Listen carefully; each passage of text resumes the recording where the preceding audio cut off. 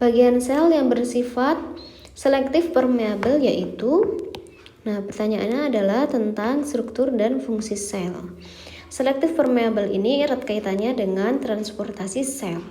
Kita tahu bahwa dalam sel itu bagian yang paling luar adalah membran sel. Kalau pada tumbuhan, bagian paling luar adalah dinding sel. Nah, kita bahas opsi yang A. Protoplasma atau sitoplasma. Fungsinya itu adalah dia itu merupakan cairan yang ada di dalam sel. Karena cairan, dia itu fungsinya sebagai pelarut dalam sel. Kemudian dinding sel. Nah, dinding sel ini hanya ada pada sel tumbuhan. Dinding sel ini erat kaitannya dengan fungsi pelindung sel. Yang C, selaput plasma atau membran plasma. Nah, ini dimiliki oleh sel hewan dan sel tumbuhan. Nah, pada membran plasma ini dia itu berfungsi untuk mengatur keluar masuknya zat.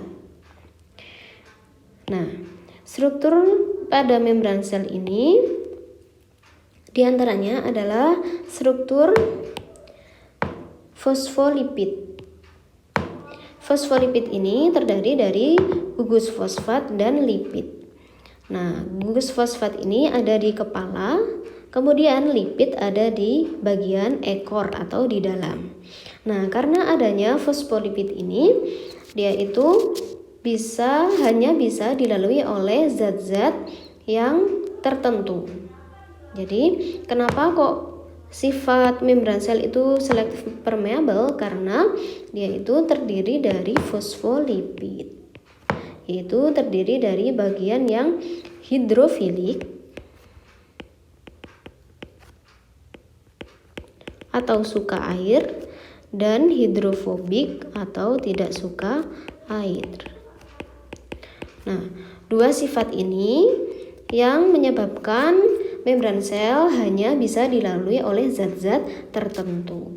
Jadi jawabannya adalah selaput plasma. Kemudian badan Golgi. Badan Golgi ini fungsinya adalah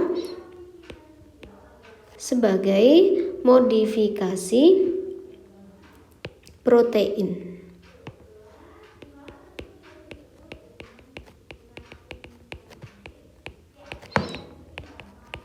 Kemudian RE atau retikulum endoplasma.